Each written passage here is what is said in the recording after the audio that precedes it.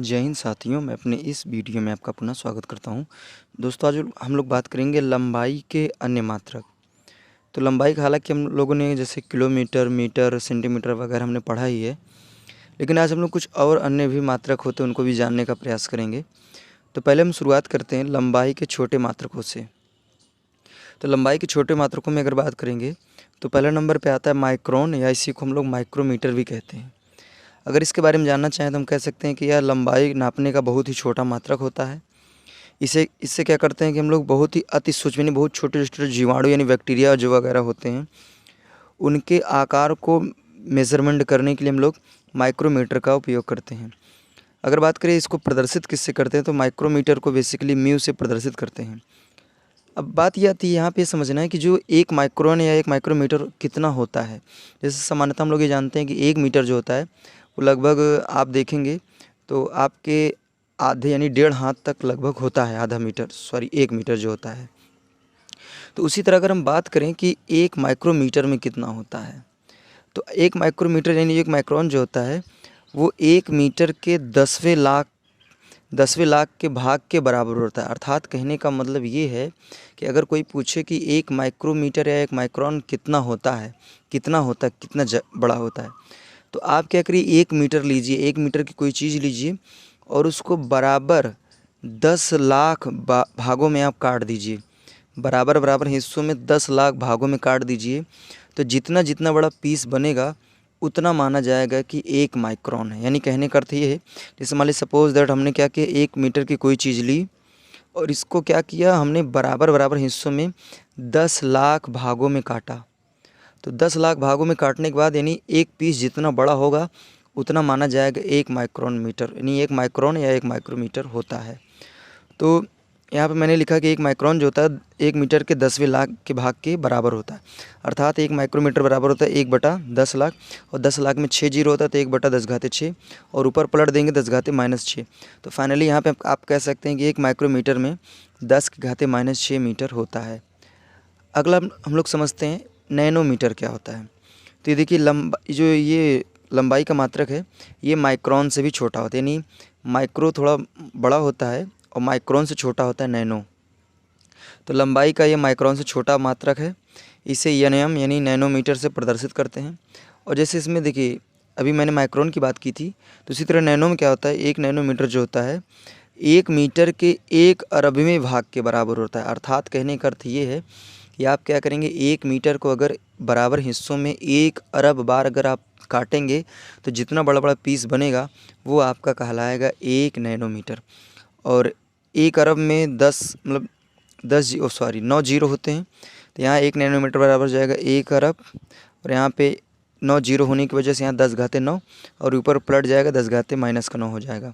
तो यहाँ से हम कह सकते हैं कि 1 नैनोमीटर में जो होता है 10⁻−9 मीटर होता है। उसी तरफ हम आगे बढ़ते हैं, अगला नंबर पे आता है एंगस्ट्रॉम।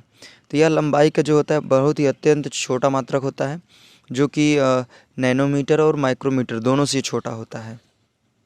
इसे इस तरह से यानी ए डिग्री आप बोल सकते हैं, फिर और भी जो आप समझ सकें इसको बेसिकली आप ए डिग्री बोल सकते हैं, इसको इससे प्रदर्शित करते हैं। और एक एंगस्ट्रॉम जो होता है वो 1 मीटर के 1 अरबवें 10 अरबवें भाग के बराबर होता है। अर्थात कहने का अर्थ ये है कि 1 एंगस्ट्रॉम जो होता है अगर 1 मीटर को आप 10 अरब भागों में बराबर हिस्सों में काटेंगे तो जितना बड़ा पीस बनेगा वो आपका 1 एंगस्ट्रॉम मीटर होगा। और यहाँ पे 10 अरब में 10 जीरो होता है, तो यहाँ पे इस तरह हम लिख सकते हैं। तो यहाँ पे फाइनली 1 एंगस्ट्रॉम में 10⁻−10 मीटर होता है। अगला नंबर हम लोग बात करते हैं फर्मी। तो फर्मी जो होता है ये लंबाई का सबसे छोटा मात्रक होता है और इसे स्मॉल एफ से प्रदर्शित करते हैं। और एक फर्मी में क्या होता है कि 1 मीटर के 1 पदमवें भाग के बराबर। पदम का मतलब होता है कि जब आप इकाई दाएँ सैकड़ा हज़ार करोड़ अरब आगे जाएंगे तब वहाँ पे पदम आता है। यानी पदम जो होता है ये करोड़ अरब से भी बड़ा होता है, ठीक है। तो एक फर्मी में 1 मीटर के 1 पदमवें भाग के बराबर होता है। एक पदम में 15 जीरो होते हैं, तो यहाँ से एक फर्मी बराबर लिख सकते हैं 1/10⁻15। इसको ऊपर मतलब भेजेंगे तो 10⁻−15 हो जाएगा। तो एक फर्मी में अगर एक फर्मी मीटर में पूछे कितना, तो 10⁻−15 मीटर होता है। अब आइए हम लोग बात करेंगे लंबाई के बड़े मात्रकों को। तो यहाँ पे पहले नंबर पे आता है खगोलीय मात्रक। इसको हम अगर परिभाषित करना चाहें तो हम कह सकते हैं कि सूर्य के केंद्र तथा पृथ्वी के केंद्र के बीच की जो दूरी होती है उसी को हम लोग कहते हैं एक खगोलीय मात्रक। और इसको हम लोग बेसिकली AU से प्रदर्शित करते हैं। AU से प्रदर्शित इसलिए करते हैं क्योंकि खगोलीय मात्रक को अंग्रेजी में एस्ट्रोनॉमिकल यूनिट भी बोलते हैं, तो इसलिए इसको AU से प्रदर्शित करते हैं। तो उम्मीद करूंगा खगोलीय मात्रा की परिभाषा समझ में आई होगी। सूर्य के केंद्र से और पृथ्वी के केंद्र के बीच की जो दूरी होती है उसी दूरी को हम लोग कहते हैं एक खगोलीय मात्रक। और आपको पता होना चाहिए कि जो सूर्य के केंद्र और पृथ्वी के केंद्र के बीच की दूरी जो होती है वो लगभग 15 करोड़ किलोमीटर होती है।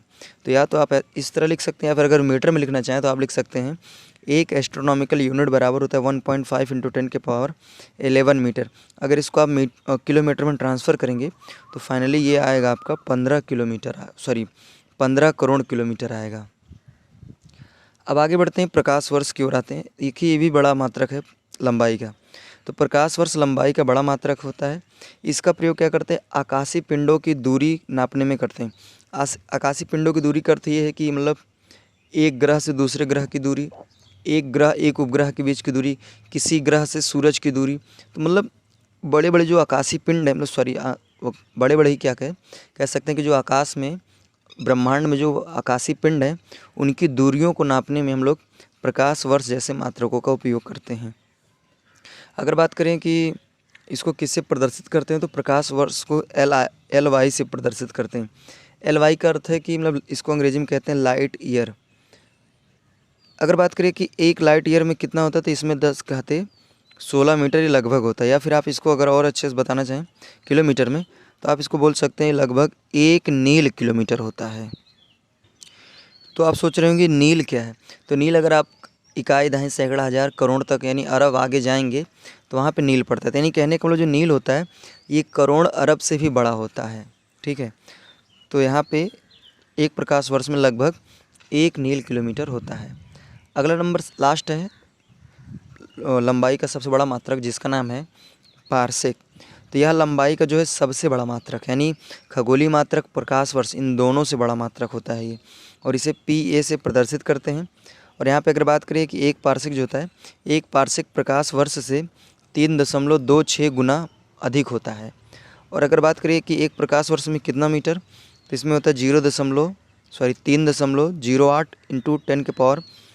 10⁻16 यानी 3.08 × 10⁻16 मीटर।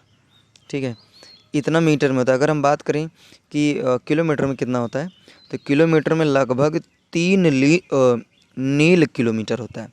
तो अभी मैंने बताया नील क्या होता है। नील जो होता है करोड़ अरब से भी बड़ा होता है। तो लगभग 3 नील किलोमीटर होता है। और अगर एग्जैक्ट मीटर में देखना चाहें तो कुछ इस तरह होता है। तो उम्मीद करूँगा दोस्तों आज हमने बात किया लंबाई के अन्य मात्रक, जिसमें लंबाई के छोटे और बड़े दोनों मात्रकों को हमने डिस्कस करने का प्रयास किया। तो दोस्तों आप हमें इंस्टाग्राम और फेसबुक में भी फॉलो कर सकते हैं। हमने लिंक डिस्क्रिप्शन बॉक्स में दे रखा है, आप वहाँ पे जाके हमें फॉलो कर सकते हैं। तो उम्मीद करूँगा दोस्तों ये सारी बातें आपको समझ में आई होगी। अब दीजिए इजाज़त, इसी तरह मिलेंगे अगली वीडियो में। तब तक के लिए जय हिंद, वंदे मातरम।